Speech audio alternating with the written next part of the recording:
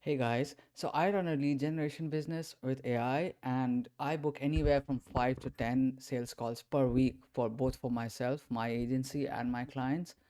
So this is a video that goes over what a 90-day sprint engagement looks like. Essentially, the first 90 days in which we get started with the sprint of running outbound for a company, for a B2B company, and what it looks like over the course of these 3 months in which we book lots of sales calls and produce lots of leads for a client. Why 90 days? That might be your first question, right? Like, why 90 days and why not 30 days or 60 days or 6 months, right? 90 days is the exact sweet spot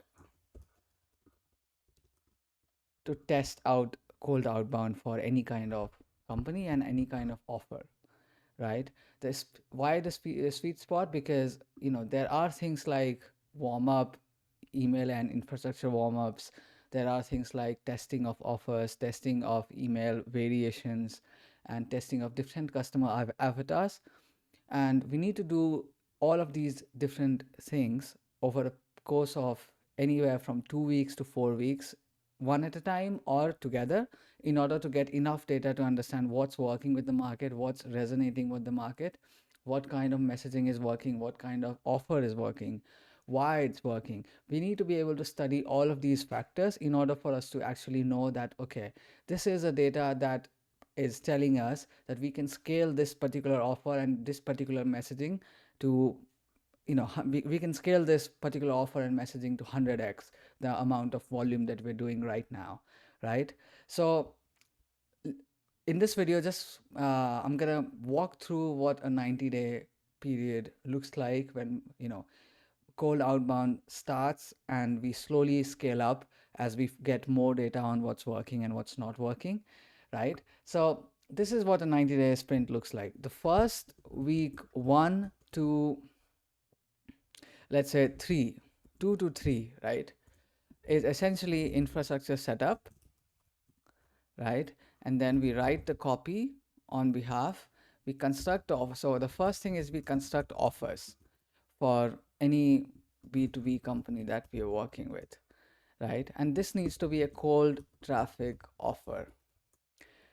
A cold traffic offer is essentially something along the lines of you have a deliverable and you specify a particular timeline for that offer, and you also have a risk reversal attached to that offer.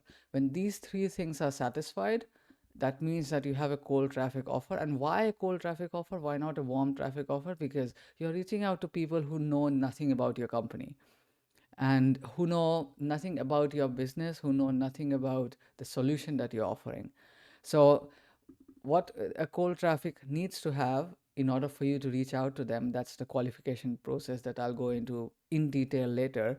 But cold traffic essentially means that it's a group of people, it's a large group of people, right? Large group of people who have a specific problem, and your solution to that problem is desirable. And it's so desirable, and you construct it in a way that makes it so desirable that they reply to you and they book a call with you. And that's the entire purpose of cold outbound, right? The entire purpose of cold outbound is to book calls on your calendar, right? If you are not booking calls, that's like the only thing that you need. In some cases, we also can generate things like signups for a SaaS company or free trials or so on, but those are fringe use cases. The main purpose of cold outbound is essentially for any given offer, for any given B2B company, we want to generate booked calls on our calendar, right? So week 1 to about 2 to 3. So this is like, day 0 when an offer is signed to about day 21. We only do the setup, we only do the construction of offers, and then finally, we also write email variations for those offers. So the way I think of things is when we start running different offers for a company, we want to generate prospects that are interested in that offer. We start with at least 2 to 3 offers, and this means there will be about 2 to 3 different campaigns for whom we actually, with whom we'll be testing these offers over the course of, let's say, 2 to 3 weeks. We'll start with 2 to 3 different offers, and each offer will have 2 to 3 different email variations, right? So in total, we'll be running about 6 different variations, and this will be the testing phase. So that concludes, the setup phase. Next, we have weeks 4 to, let's say, 6 or 8. So this is essentially day 22 to day 60, right? And this can be anywhere from 45 to 60 depending on the B2B offer that we actually, get data on. So let's say we are running 3 offers in parallel over the course of this timeline. Day 22 to day 45, we run 3 offers in parallel. Some companies, we found out exactly what offer is resonating with the market, like quite early, right? So we find out, for example, we run 3 campaigns, right? So let's say we run C1, C2, and C3, right? And let's say we contact 3,000 leads in each campaign. So in each offer, when I say campaign, that is synonymous with a different offer. So each campaign means each offer, and you contact 3,000 total leads. So this is total leads contacted, and your campaign might run over either one touch point or 2 touch points. So one touch point meaning one email, 2 touch points meaning 2 emails, one main email, one follow-up email, 3 touch points meaning one main email and 2 follow-ups over the course of, let's say, a week. So with 2 days of gaps in between, you send the follow-up email. Then after, let's say, 3 more days of no replies, you send another follow-up email. So that's a 3 touch point email sequence, right? I normally just do 2 to 3 touch points, and that means that I'll be sending around anywhere at around 6,000 emails for 2 touch points, right? So 6,000 emails each for 3,000 leads in this time period of day 22 to day 45 for 3 offers in parallel. This will be the testing phase. And let's say our reply rate in this one was 1.5%, right? So let's not write in percentages. Let's write in, actually, yeah, let's do percentages. So let's say we got a 1.5% total reply rate. This is total replies rate, right? Here we got 2% reply rate, and here we got 2.5% reply rates, right? Initially, the reply rates won't be that high because we don't know what offer is gonna actually work. So we have to test different things. We have to test long personalized emails. We have to test short punchy emails. We have to test no personalization at all. It's like complete straight to the point. Believe me, there are some industries who for whom if you run personalization, it actually works against you. So testing is like the main thing that you have to do. Otherwise, it's very difficult to understand exactly what's going to work on. You cannot predict it, right?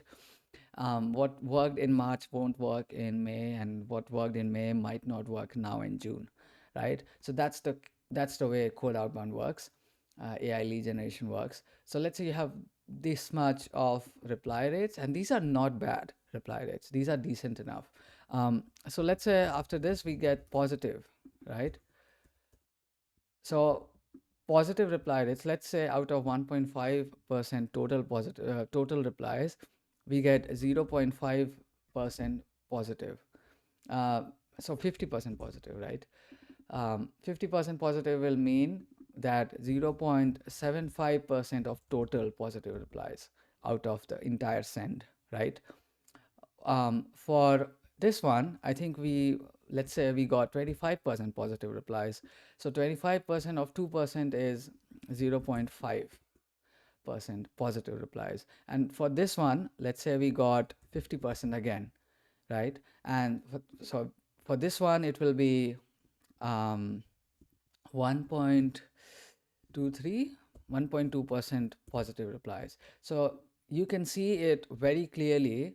Um, okay, this was a little bit predictable, right? But you can see it very clearly that this one is the winner because this has the highest percent of positive replies. Let's say it was only 20% here, right?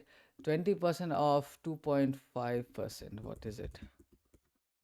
It's 0.5 again, right? 0.5% again. So as you'll see here, campaign 1 had the highest positive replies, which is 0.75. This is total positive out of all sends. Campaign 2 had 0.5% positive replies and 25% of 2% were positive. C3 had 20% positive replies and 0.5% again positive replies. The problem here is that this data is not conclusive of what is the offer that's working the best. C1, this campaign is essentially, the best. It looks like it's the best, right? But you should not completely disregard C2 and C3. So what needs to be done from now? Let's say this was the offer. Like sometimes you'll get a very low positive reply rates in two campaigns, and your instead of 0.5%, this will become so what was this? This was 20%, so we halved it. So this will be 0.25%. So if it was even lower, you'll see that C3, the results of C3 were way better than C2, and C1 was obviously the winner.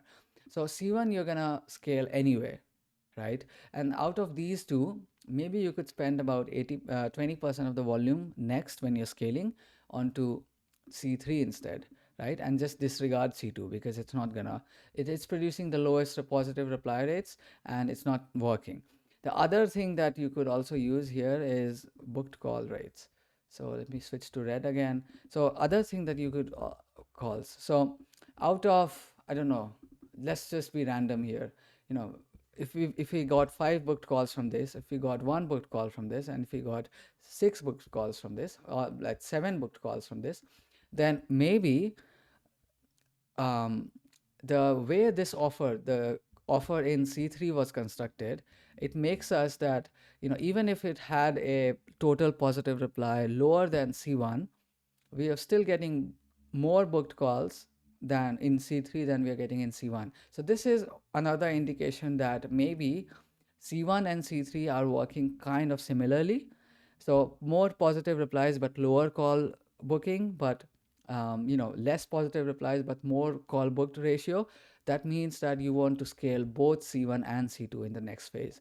So this one will also be red. Okay. Um, Unfortunately, that these two are linked. So if I just remove it, right, if I have this, then you'll be scaling both C1 and C3 in the next phase, right? So let's consider that we found a winner in both C1 and C3. What do we do next? So this is like the next phase of the sprint. This is the scaling phase. And like I said, this can be anywhere from 45 to 60 days. It can take around 30 to 45 days just for this to occur, just for you to understand what's working in the market. The problem here is that some businesses, it's not a problem, it's a quirk. Some businesses take longer to longer for us to get enough data to understand what's working. In some cases we find it right away, right away in 30 45 days we found out, like 3 4 weeks we find out exactly what's working, and we can just scale it and disregard all of the other things that we tested, right? So the next stage, okay, I think we went over into our previous video sketches. So the next phase is the scaling phase, right? The scaling phase essentially it's like from week 9 to, okay, week anywhere from 7 to 9. It begins from 7 to 9 weeks period, and it continues on to the end of the sprint. So week 12 or 14, wherever the 90-day finishes, right? So what we do is, like, we start with 2 offers that we found out were working well. We now have C1 and C3 that are working really well. So we now have to just scale it up. So instead of sending to 3,000 leads, we'll be sending to, let's say, 10,000 leads here and 10,000 leads here, right? And believe me, this is completely, it's not dangerous enough. It's not like you're gonna burn these, huge amount of leads on an unoptimized offer. You're not testing anything here. You're just scaling up a campaign in this phase. So it's okay to be a little bit nervous about sending one kind of offer to 10,000 people, 10,000 new leads. But since you've already done the diligence in the previous stage, in which you tested three different offers and find out exactly what's working, you are okay to scale it up. And by scaling, you can 5x or 10x the volume, right? So 80% or so, if you're sending 5,000 emails a day now, in the previous phase, let's say you were sending 1,000 emails a day, right? Just for testing what offers are working. So if you're now sending 5,000 emails a day, the 80% of the volume, 80% or 90% of your volume should go to these two offers, right? So about 4,000 leads, 4,000 emails per day should be going to just C1 and C3 offers, because you already know that they are going to work perfectly, right? And you have to reserve 10% of your volume, so about 1,000 emails per day, to test a new offer. So let's say this is C4, right? So I'll just put this in red again because this is untested, unoptimized, right? Colors represent what we're doing right now. So C4, you'll be testing a new offer with about 10% of your total sending volume. And even if this C4, this new variation that you're testing, it doesn't book any calls, you're fine, right? Because C1 and C3 have been tested already, and yet these are generating booked calls on a weekly basis anyway. So you're getting booked calls on the calendar anyway. And this is like a reserve thing, that you're ensuring that when this offer stops working, and it does happen, sometimes you email half the TAM. So if your TAM had like 100,000 people, 100,000 reachable people or reachable companies, you email 50,000 people with an optimized offer, and then suddenly it stops working. When it stops working, you have to have a few different variations that you can immediately either scale up, or you can test simultaneously, so that you have enough, so that you don't actually stop booking calls like altogether. You still book calls, you book calls at a slightly lower rate than you were before, but you'll still be booking calls because you were testing some variations, some new offers alongside when you were scaling up, right? So this is why we always reserve a little bit of your sending volume to always keep testing new things alongside what's working anyway, right? So this is the scaling phase, and this continues from, let's say, day 46 or 61. So essentially it takes around a month and a half to 2 months for us to get exactly what's working, and then we can 10x the volume on these offers, right? So day 46 to 61 until,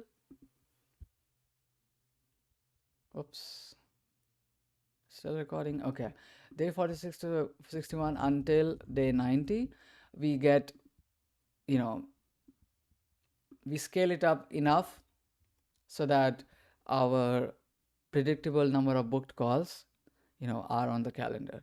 So if we had a sprint goal of getting 30 calls in 90 days, you know maybe in the first 45 days we only got, let's say, 5 calls, right? And when we scale up the volume, we book the rest 25 calls. Or we could have a slightly lower than this.